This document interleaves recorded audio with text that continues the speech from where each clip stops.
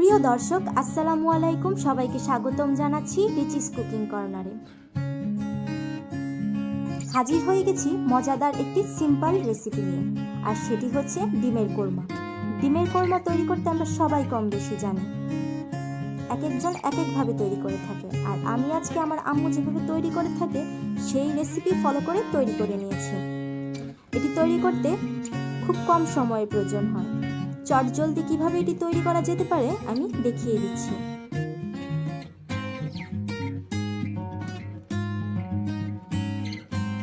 নিয়েছি 6টি ডিম। ডিমগুলোকে আমি ভালো মতো সিদ্ধ করে নিয়েছি। তারপর একটি ছুরির সাহায্যে হালকা করে আমি একটু আঁচড়ে নেব। খুব বেশি চাপ দিয়ে কাজটি করবেন না, নয়তো ভিতরে ডিমের কুসুমটা ভেঙে যেতে পারে।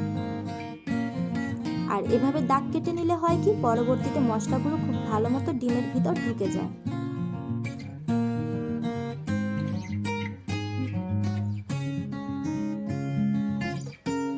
নিয়েছি 1/4 চা চামচ লবণ, 1/4 চা চামচ মরিচ গুঁড়ো, আর এতে ডিমগুলো আমি ভালো মতো মেখে নেব।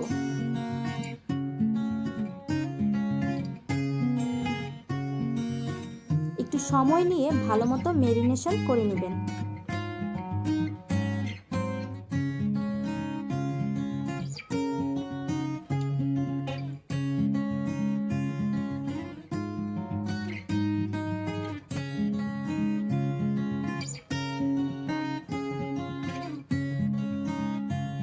এখানে একটি বাদামের পেস্ট তৈরি করব, সেজন্য নিয়েছি 1 টেবিল চামচ পরিমাণ পেস্তা বাদাম, 1 টেবিল চামচ কিশমিশ,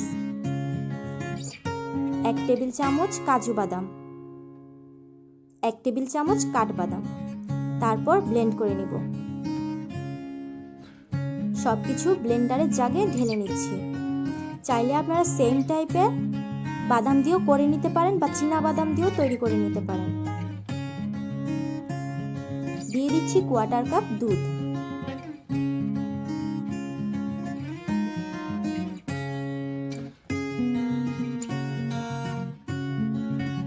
ফিরে আসছি ব্লেন্ড করে।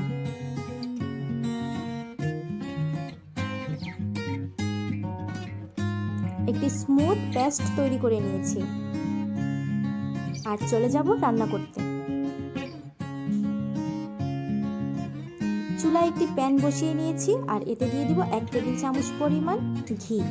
আমি প্রেফার করব এই রান্নাটি আপনারা ঘি দিয়েই রান্না করার, তাহলে আপনারা শাহি একটি ফ্লেভার পাবেন, বা চাইলে সয়াবিন তেল দিয়েও রান্না করা যেতে পারে।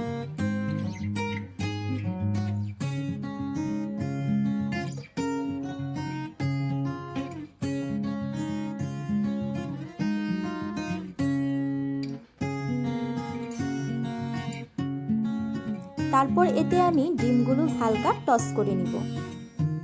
চুলার আঁচটা মিডিয়াম টু লো রেখেছি। ডিমগুলো কিন্তু খুব বেশি পুড়ে ফেলা যাবে না।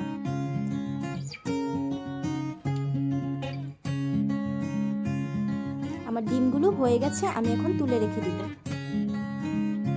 আর এই তেলেই কিন্তু বাকি রান্নাটাও করে নিব।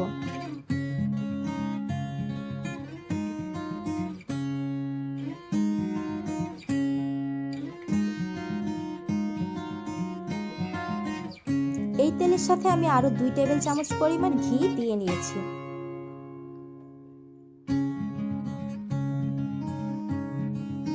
এখন দিয়ে দিচ্ছি একটি তেজপাতা, 2টি দারুচিনি টুকরো, 3 থেকে 4টি এলাচ, 3 থেকে 4টি লং, 3 থেকে 4টি গোলমরিচ। হালকা ফোড়ন তুলে নেব।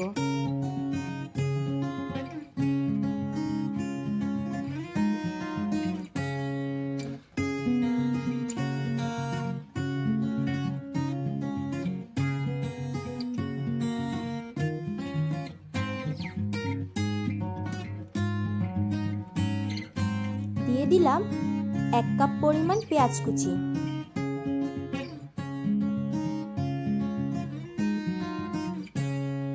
পেঁয়াজটা হালকা নরম হয়ে আসলে আমি বাকি মশলাগুলো অ্যাড করে নেব।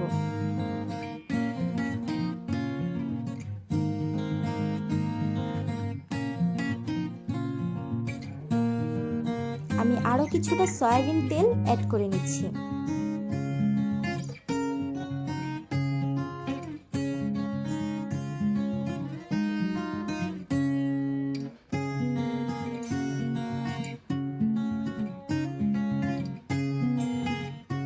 দিলাম 1 টেবিল চামচ রসুন বাটা, 1 টেবিল চামচ আদা বাটা,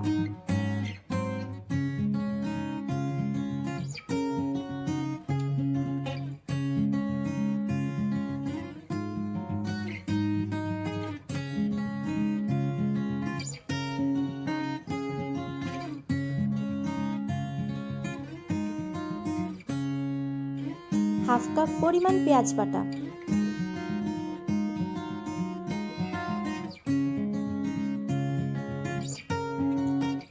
দিয়ে দিচ্ছি 1 টেবিল চামচ মরিচ বাটা,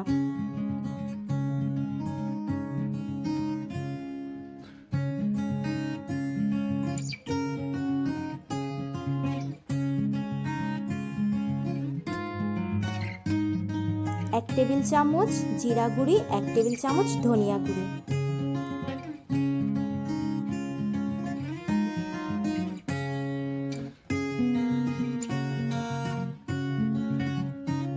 তারপর দিয়ে নিব স্বাদ মতো লবণ। মশলা যাতে পুড়ে না যায় সেদিকে কিন্তু অবশ্যই লক্ষ্য রাখবেন, আর সেজন্য চাইলে আপনারা পরিমাণ মতো গরম পানি অ্যাড করে নিতে পারেন। আমার পেঁয়াজ বাটায় পানি ছিল দেখে আমি আর পানি এক্সট্রা অ্যাড করব না। এখন এই মশলাটাকে খুব ভালো মতো কষিয়ে নেব, আর সেজন্য ঢাকনা দিয়ে অপেক্ষা করব 15 মিনিট। আর এই 15 মিনিট কিন্তু বারবার আপনারা ঢাকনাটা খুলে নেড়েচেড়ে দিবেন।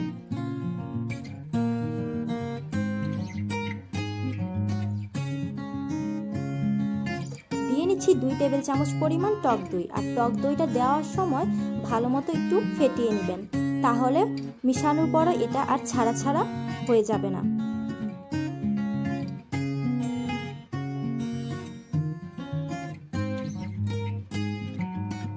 ঢাকনা লাগিয়ে অপেক্ষা করব 5 মিনিট।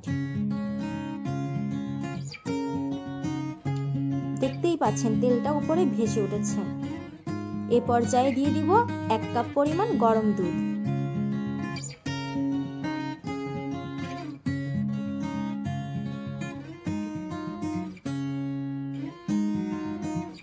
আবার ঢাকনা লাগিয়ে অপেক্ষা করছি 5 মিনিট। 5 মিনিট পরে ঢাকনাটা খুলে নিয়ে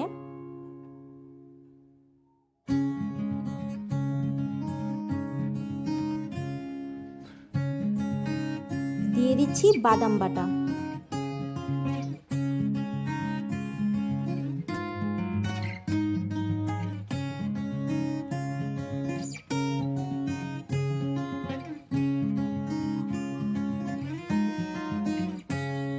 ঢাকনা লাগিয়ে অপেক্ষা করছি 5 মিনিট।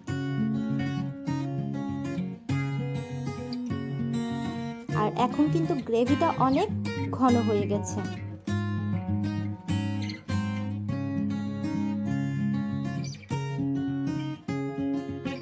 দিয়ে দিচ্ছি ডিমগুলো,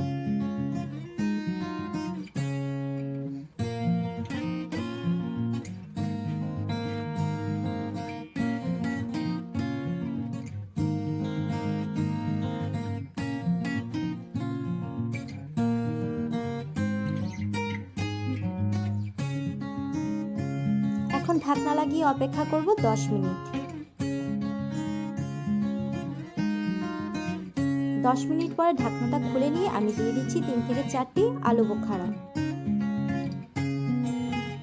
1 টেবিল চামচ গরম মশলা গুঁড়ি, 5 থেকে 6টি কাঁচামরিচ,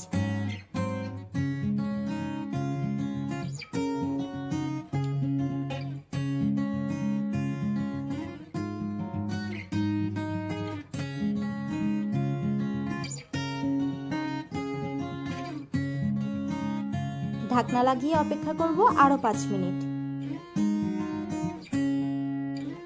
ঢাকনা খুলে নিয়ে দিয়ে দিলাম 1 টেবিল চামচ চিনি,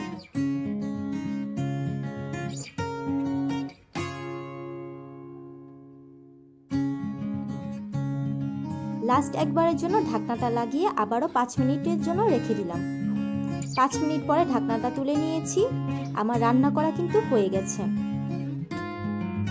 চলে যাচ্ছি পরিবেশনে। ফিরে এসেছি পরিবেশন করে। সামান্য পেঁয়াজ বেরেস্তা উপর দিয়ে নিয়ে আমি সাজিয়ে নিয়েছি। তৈরি হয়ে গেছে ডিমের কোরমা। এটি পোলাওয়ের সাথে খেতে কিন্তু অসম্ভব মজা। আজকের মতো বিদায় নিচ্ছি। আশা করছি আপনাদের সবার ভালো লেগেছে। ধন্যবাদ।